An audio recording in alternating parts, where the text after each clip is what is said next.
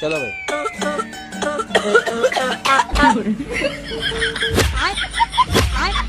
बैगन।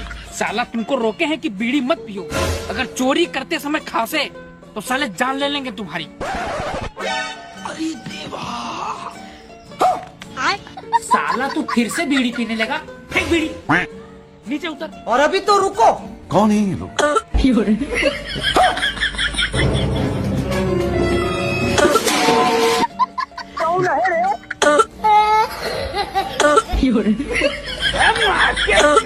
अरे खतरनाक लोग हैं।